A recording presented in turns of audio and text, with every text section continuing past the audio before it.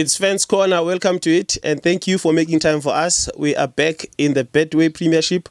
We've just watched Lamontville Golden Arrows against Mamelodi Sundowns out at the King Zwelithini Stadium in Umlazi, and the final score there, 1-0 in favor of the home team. That's Lamontville Golden Arrows. Massive 3 points for Mangoba Mngiti there. As a former coach of Mamelodi Sundowns, I'm pretty sure he would be very excited to get one over his former side. A game of football that I found very entertaining and exciting. I actually enjoyed that. I don't think I've enjoyed so many games this season the way I enjoyed this particular one. Not because of the results, because I'm a Chiefs fan and everything, no, but the quality of the game, given the weather conditions, given the pitch, the conditions of the pitch because of the rain. But the quality of football, especially in the second half, was beautiful. It was nice to watch. It was box to box, end to end stuff from both teams. I really enjoyed that particular one.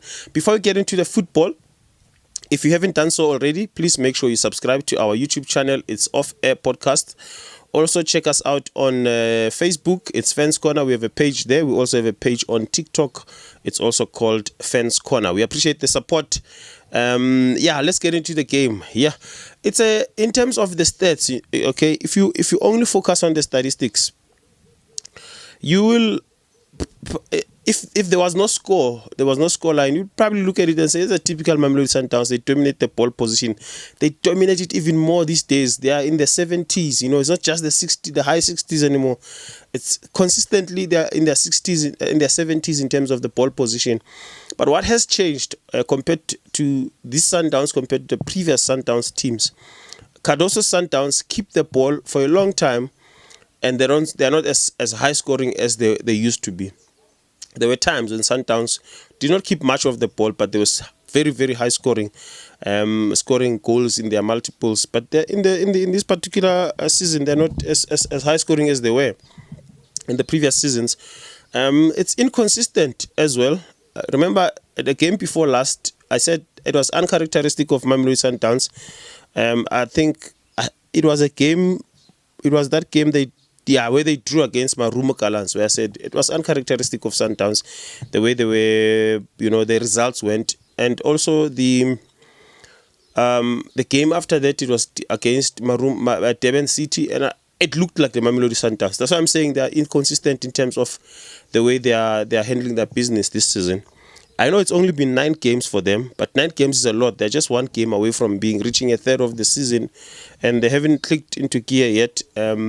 Yet they keep the ball position. It's quite a very strange one, because the ball position keeps on going up, and yet the goals are not coming, and the results are not necessarily going the way they would love the results to go. I think what we are seeing now is a coach Coach Cardoso, and I'm sorry I speak about Sundowns a lot here, because we are not used to seeing Sundowns dropping points. Cardoso's team is the kind of team that is obsessed with control.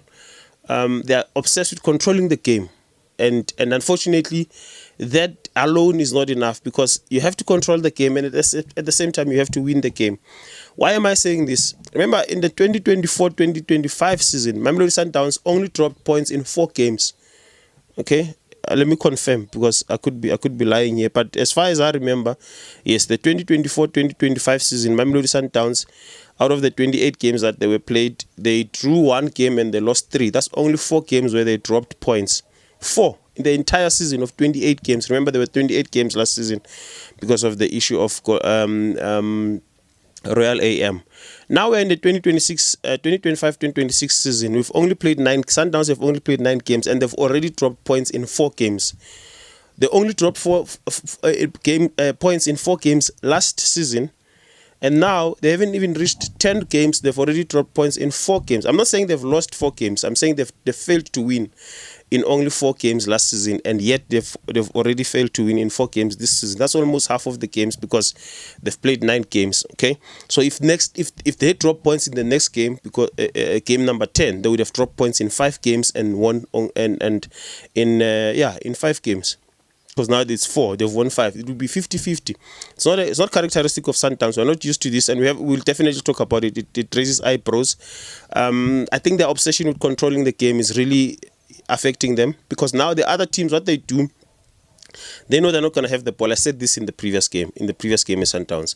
I said the other teams they know for sure we're not going to get much of the ball, but when we do get the ball, let's make sure that we go and use it. They can have it after that for whatever time they need to, as long as they're not hitting us, they're not putting it in those dangerous places and they're hitting us. And we saw that again today. And how they conceded the goal, I feel like there's this arrogance about Sundowns, which is it's an end arrogance, because they know no team can match them in terms of ball position. So they kind of play a little bit too high. And sometimes when you're playing these teams that can hit you with a counter-attack, they know there's plenty of space behind the defenders that they can exploit. And that's pretty much what Golden Arrows were trying to do all the time. Even the goal that they scored. There was another opportunity in the first half where they were robbed of and let me not say robbed because it sounds wrong. I think the referees got it wrong. There was an offside that was not offside. It was going to be a one-on-one situation between, I think it was Junior Dion again, the same player who scored the goal, who was called offside when he wasn't. Because it's just so much space between Ronan Williams and his defenders. Because they're playing a serious highline Sundowns, and they're used to doing that because they can afford to do that, because they keep the ball, they don't really get hurt. And when you have the ball, when the opponents have the ball, Sundowns have this characteristic of pressing you very quick and winning the ball back. That's why they keep the ball so much. Even when they lose it, they get it back quickly. The ball, the way they retain the ball after losing it, they're very quick in doing that. And also they hunt in packs, So that makes it that also can also be a difficult challenge for them, because if they hunt in packs, if you find that one crucial pass that eliminates the hunting pack, you have even more space to exploit. And I saw that a number of times in this particular game against Golden Arrows. And to be fair, Golden Arrows, with the small ball position that they had, they created more chances. So there were chances that I think they should have buried. There were chances where they took shots, wide shots, and they were not so accurate. But let me just look at the stats again. It says here they had 13 shots. Only 3 of them were on target. You see, they had 13 shots as opposed to Sundowns' 9 shots. Expected goals. Remember, this is a measure of how many chances were created, and the chances are measured, are varied based on the quality of the chance, based on the distance and how many other players you still have to eliminate, how far you are how far is the goalkeeper from you, and the angle that you are facing. So, in terms of expected goals, Golden Arrows still, with the little ball position that they had, they still had more expected goals than Mamelodi Sundowns. That's 0.96, and Sundowns had 0.39. It's because they had the ball, they were just controlling the game and not really hitting Sundowns. And Mangoba would have actually thought about this, and they would have coached his team in such a way that they deal with Sundowns, that it's fine, let them have the ball. When they get to this point and this point, don't allow them to expose you. And then pretty much the 73% of ball position meant nothing at the end of the day. Sundowns losing the game by 1-0 to Golden Arrows. Big up to Golden Arrows. They did pretty well. I loved what they did them. Especially when they did have the ball, they wanted to move. Every time they had the ball, they just wanted to move it forward and try to create chances. That's why they created so many chances compared to Mamelodi Sundowns. In terms of big chances, they had one. According to the stats, they had one big chance, and I think that's the one that I felt really Sithole could have done better there. I think it was Sithole. Really, Kumalo also had the chance where he could have buried the game. They had a number of chances, but one big chance, and Sundowns had 0 big chance. Look at the corners. Arrows had 5 corner kicks and Sundowns only had 3. So you can see that when Arrows had the ball, they really tried to make sure that they attack.